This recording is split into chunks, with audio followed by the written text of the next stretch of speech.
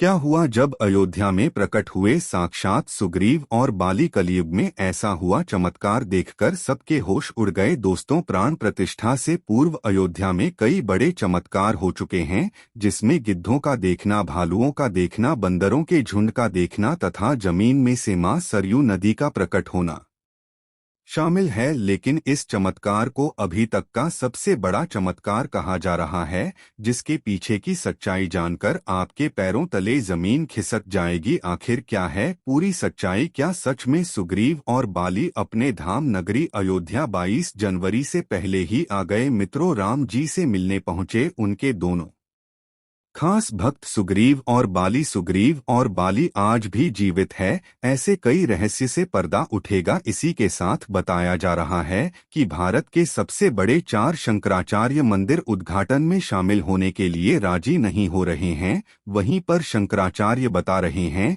कि मंदिर अभी पूरी तरीके से तैयार नहीं हुआ है, और इसी के साथ बताया जा रहा है मंदिर में भारत का सबसे बड़ा दिया पहुंच चुका है, और वही गुजरात के बड़ोदरा से 108 फीट लंबी अगरबत्ती भी पहुंच चुकी है, जिसका वजन 3500 किलोग्राम है। उसी के साथ राम भक्तों ने 21 क्विंटल का घंटा भी मंदिर में पहुंचा दिया है। वहीं मंदिर के यज्ञ के लिए राजस्थान से 50 किलो देसी गाय का घी भी मंदिर में पहुंच गया है। वहीं पर नेपाल के जनकपुर से अयोध्या के लिए एक साथ 500 से ज्यादा टोकरी में उपहार बांधकर जनकपुर वासी अयोध्या ला रहे हैं। वहीं आपने देखा होगा राम भक्त अपने प्रभु श्री राम के लिए कोई सोने का तीर कमान भेज रहा है, तो कोई खड़ा हो तो बस्तर भेज रहा है। आज की इसी वीडियो में शुरुआत करने से पहले अगर आप एक सच्चे सनातनी हिंदू हैं और राम मंदिर बनने से बेहद खुश है, तो इस वीडियो को लाइक करें और कमेंट बॉक्स में जय श्री राम जरूर लिखें। अयोध्या में राम मंदिर की प्राण प्रतिष्ठा की तैयारी जोर शोर से चल रही है। 22 बड़ी 2024 को राम लल्ला को गर्भगृह में स्थापित किया जाएगा।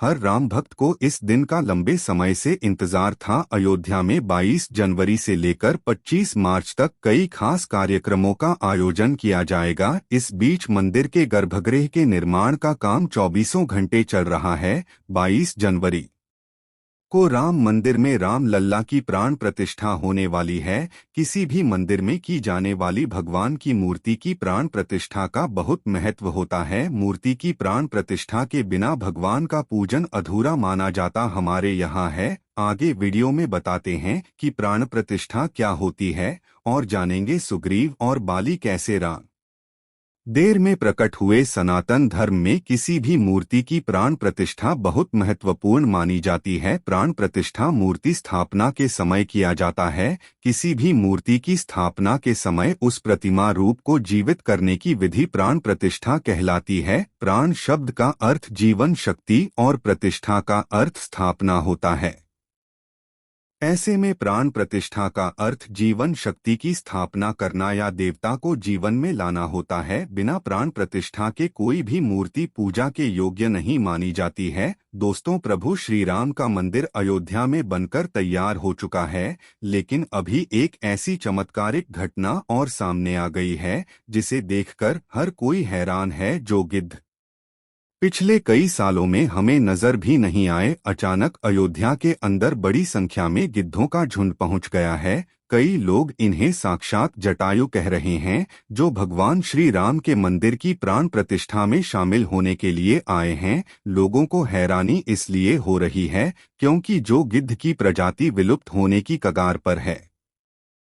साल 2000 के बाद इतनी संख्या में कहीं पर भी नजर नहीं आए, और इतनी बड़ी संख्या में अयोध्या पहुंच जाना वाकई में भगवान श्री राम का चमत्कार है। और यह खबर जब मीडिया के अंदर पहुंची तो सब जगह भगवान श्री राम के चमत्कार की चर्चा होने लगी। इस चमत्कार को आज साइंटिस्ट भी मान रहे हैं। आज के इस वीडियो में भगवान श्री राम के मंदिर बनने के वक्त हुए वह चमत्कार बताएंगे, जिसे सुनकर आप भी चौंक जाएंगे। आखिर क्यों नेपाल से जो विशाल शिलाएं लाई गई थी, जिससे भगवान श्री राम की मूर्ति बनाई जानी थी, लेकिन उनसे मूर्ति बनाकर दूसरे पत्थरों को लाया गया। वीडियो शुरू करें उससे पहले कमेंट में जय श्री राम जरूर लिख दें। चली शुरू करते हैं आज का वीडियो दोस्तों। जिस मौके का पूरी दुनिया इंतजार कर रही थी, अब वह घड़ी आ गई है। अयोध्या में प्रभु श्री राम मंदिर बनकर तैयार हो चुका है। 22 जनवरी को राम लल्ला की प्राण प्रतिष्ठा की जाएगी, लेकिन उससे पहले ही चमत्कार के ऊपर चमत्कार देखने को मिल रहे हैं। सबसे पहला चमत्कार तब हो गया जब लोगों को अचानक जटायु के वंशज गिद्ध आसमान में उड़ते दिखाई दिए। यहाँ तक कि भगवान श्री राम के भक्त इन्हें राम मंदिर की प्राण प्रतिष्ठा में आए मेहमान मान रहे हैं, क्योंकि पिछले कुछ सालों में यह प्रजाति विलुप्त हो गई थी। लेकिन राम मंदिर की प्राण प्रतिष्ठा नजदीक आते ही ध्यान के आसपास बड़ी संख्या में गिद्ध आ पहुंचे हैं। लोग इस करिश्मा को देखकर पूजा भी कर रहे हैं, क्योंकि गिद्ध ऐसा प्राणी है जो भारत से विलुप्त हो चुका है। ऐसे में प्रभु श्री राम की प्राण प्रतिष्ठा से पहले ही वह कैसे देखें, इसे लोग भगवान का चमत्कार मानकर पूजा कर रहे हैं। अब दोस्तों, यह इतनी बड़ी बात कोई सहयोग तो नहीं हो सकती है। दोस्तों, कुछ बुद्धिजीवी लोग रामायण के होने पर ही सवाल उठाते हैं। उन लोगों का मानना है कि रामायण असल में एक कहानी थी, मगर दोस्तों आज भी रामायण से जुड़े हुए कई सारे ऐसे सबूत मौजूद हैं जो हर किसी को मानने के लिए मजबूर कर रहे हैं। भगवान राम ने जो पुल बनाया था लंका जाने के लिए, वह आज भी मौजूद है। उसे वैज्ञानिकों ने भी माना है। वैज्ञानिकों ने उसे देखकर कह दिया कि यह कोई प्राकृतिक नहीं है, बल्कि यह इंसानों द्वारा बनाया गया पुल है। और जिस जगह पर वह पुल बनाया गया था वह आज भी उसी जगह पर मौजूद है। उस समय भगवान श्री राम ने अपने चमत्कार से पत्थर को पानी के अंदर तेरा दिया था और उन तैरते हुए पत्थरों पर कदम रखकर वानर सेना लंका में गई थी। दूसरा सबसे बड़ा सबूत रावण खुद की लंका है। रावण की लंका आज भी मौजूद है, और यह चमत्कार भी बहुत बड़ा सबूत है। जटायु गिद्ध प्रजाति से ताल्लुक रखते थे, वहीं जटायु भगवान श्री राम के परम भक्त थे। दोस्तों, जटाई और भगवान श्री राम के बारे में रामायण में भी कई बार हमें जिक्र मिलता है।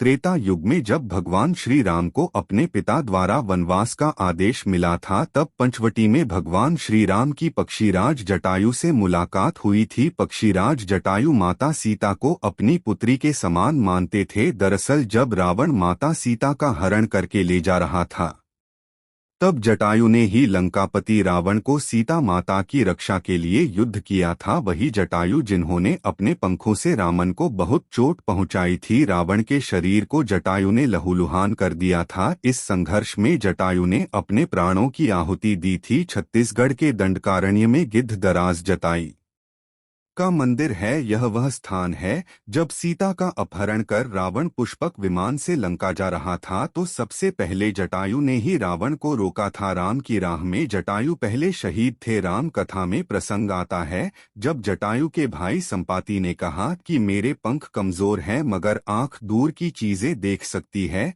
इसीलिए मैं सीताजी को अशोक वाटिका में बैठी देख रहा हूँ। इसलिए लोग इन्हें साक्षात जटायु के वंशज मान रहे हैं। दोस्तों, अयोध्या नगरी के अंदर ही भगवान श्री राम का जन्म हुआ था, जिसका जिक्र वाल्मीकि की रामायण में भी है। सालों तक चले रामराज्य के बाद जब श्री राम ने जल समाधि ले ली, तो अयोध्या नगरी सूनी हो गई। पौराणिक मान्यताओं के अनुसार उज्जैनी के राजा विक्रमादित्य जब यहाँ आखेट करने आए, तो उन्हें उजाड़ भूमि पर कुछ चमत्कार दिखाई देने लगे। खोज की तो पता चला कि यह श्री राम की जन्मभूमि है। इसके बाद उन्होंने यहाँ श्री राम के भव्य मंदिर का निर्माण कराया, जिसमें काले रंग की कसौटी पत्थर वाले चौथे स्तंभ थे। समय समय पर यहाँ राजाओं ने मंदिर की देखभाल की, लेकिन 20वीं शताब्दी में जब भारत में मुगलों का शासन हुआ, तो श्री राम जन्मभूमि को नष्ट कर वहां बाबरी मस्जिद बना दी गई। 1525 में राम जन्मभूमि मंदिर को बाबर के सेनापति मीर बाकी ने ध्वस्त करवाया था। बाबरी मस्जिद की 3 गुंबद थी, जिसके बाहरी हिस्से में एक चबूतरे में श्री राम के बाल स्वरूप की पूजा होती थी। इसे राम चबूतरा कहते थे। लेकिन 1950 में बाबरी मस्जिद के मुख्य गुंबद के ठीक नीचे वही मूर्ति निकली जो सदियों से राम चबूतरे पर विराजमान थी। बाबरी मस्जिद और राम जन्मभूमि मंदिर पर सालों चले विवाद के बाद आखिरकार श्री राम की अपनी जन्मस्थली पर प्राण प्रतिष्ठा हो रही है। अब 100 सवाल यह है कि आखिर अयोध्या में भगवान श्री राम की मूर्ति बनाने के लिए नेपाल से दो विशाल पत्थरों को लाया गया था। इन पत्थरों को लाने के बाद आखिर क्यों उन पत्थरों से मूर्ति नहीं बनाई गई? ऐसी क्या वजह थी कि नेपाल के उन दो पत्थरों की जगह दूसरे पत्थरों का इस्तेमाल किया गया? दरअसल राम मंदिर के निर्माण का काम पूरा होने के बाद फरवरी में नेपाल के काली गंदगी से दो शिलाएं अयोध्या लाई गई थी। इन दो शिलाओं का वजन 14 टन और 27 टन था। शुरुआत में इन शिलाओं से राम मूर्ति बनाए जाने की बात सामने आई, लेकिन बाद में पता चला कि इन शिलाओं को राम मूर्ति बनाने के लिए उचित नहीं पाया गया। भारतीय मीडिया में छपी कुछ खबरों के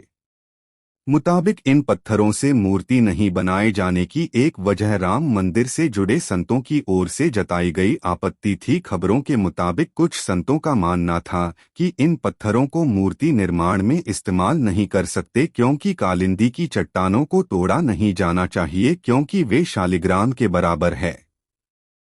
हालांकि अयोध्या पहुंचे नेपाली प्रतिनिधियों के मुताबिक इन शिलाओं की तकनीकी जांच के बाद मूर्तिकारों ने कहा कि ऐसी शिला से मूर्ति तराशना संभव नहीं है। इसके बाद दूसरे पत्थरों से मूर्तियां बनाई गई। नेपाली प्रतिनिधियों के मुताबिक 27 टन वजनी शिला पर मूर्ति तराशने की कोशिश की गई थी, क्योंकि 74 टन वजनी शिला को शाली माना गया, लेकिन 27 टन वाली शिला भी उपयुक्त न पाए जाने के बाद दोनों शिलाओं को राम मंदिर निर्माण स्थल के पास रखा गया है। भारतीय मीडिया के मुताबिक राम मंदिर के गर्भगृह में रखने के लिए देश के अलग अलग जगहों से लाए गए पत्थरों से 3 मूर्तियां बनाई गई है। इनमें से सबसे अच्छी मूर्ति का चयन कर उसे गर्भगृह में स्थापित किया जाएगा। दोस्तों, अयोध्या में दुनिया का सबसे बड़ा विशाल मंदिर बन रहा है। लोग बेसब्री से इंतजार कर रहे हैं। राम मंदिर के लिए कुल 68 एकड़ जमीन है, जिसे 2 एकड़ में मंदिर बन रहा है। पहले मंदिर के मुख्य शिखर की ऊंचाई 128 फीट थी, अब यह 161 फीट होगी। 3 की जगह 5 गुंबद और एक मुख्य शिखर होगा। वैसे तो साल 2020 में ही काम शुरू कर दिया गया था। प्रधानमंत्री नरेंद्र मोदी ने 5 अगस्त 2020 को अयोध्या में राम मंदिर की आधारशिला रखी थी। साल 1994 में बाबरी मस्जिद को ढहा दिया गया था, जिसके बाद हिंदू पक्ष और मुस्लिम पक्ष के बीच इलाहाबाद हाई कोर्ट से लेकर सुप्रीम कोर्ट लंबी कानूनी लड़ाई चली। इसके बाद नवंबर 2019 में ऐतिहासिक फैसला सुनाया और आदेश दिया कि अयोध्या में विवादित जमीन पर मंदिर बनाया जाए। इस फैसले में यह भी शामिल था कि केंद्र सरकार मस्जिद के निर्माण के लिए सुन्नी वक्फ बोर्ड की 5 एकड़ वैकल्पिक जमीन उपलब्ध कराए।